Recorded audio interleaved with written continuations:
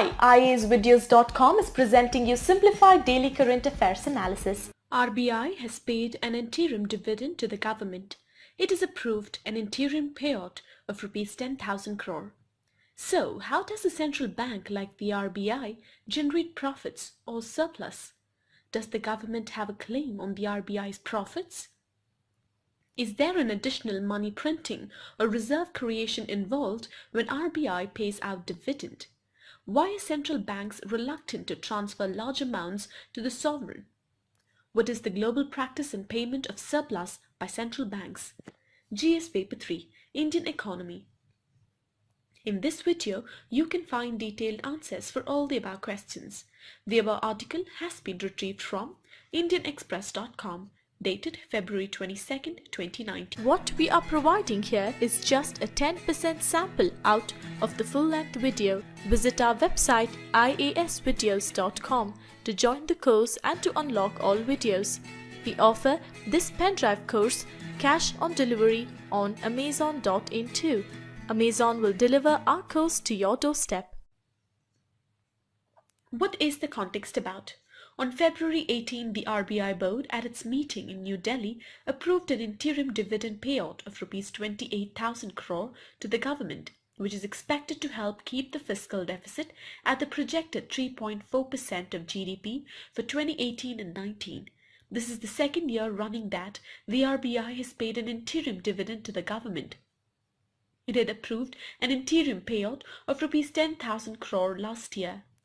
So, how does a central bank like the RBI generate profits or surplus?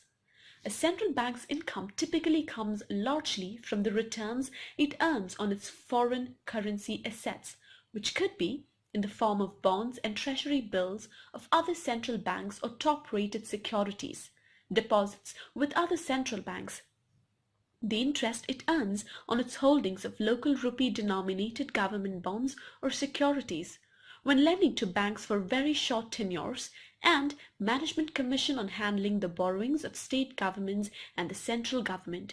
The RBI buys these financial assets against its fixed liabilities, such as currency held by the public and deposits issued to commercial banks on which it does not pay interest. Does the government have a claim on RBI's profits or surplus? Of course it does. The government of India is the sole owner of the RBI, just as many other global central banks are owned by the governments of their countries. The government can make a legitimate claim to this surplus. By virtue of its role as a manager of the country's currency, the RBI generates more surplus than the entire public sector put together. So, the RBI has been setting aside what is needed to be retained as equity capital to maintain its credit worthiness and paying out the remaining surplus to the government. Is there an additional money printing or reserve creation involved when RBI pays out dividend? Much of the surplus that the RBI generates come from the interest on government assets or from the capital gains it makes off other market participants. When this is paid to the government as dividend, the RBI is putting back into the system the money it has made from it, and there is no additional money printing or reserve creation involved. But when the RBI pays an additional dividend to the government, it has to create additional permanent reserves. That is, it has to print money. Why are central banks reluctant to transfer large amounts to the sovereign? All central banks worry that large payouts can limit their ability to create buffers that would cushion the impact of a crisis. Seeking both financial stability and autonomy or independence, most central banks are reluctant to seek assistance from governments. What is the global practice on payment of surplus by central banks?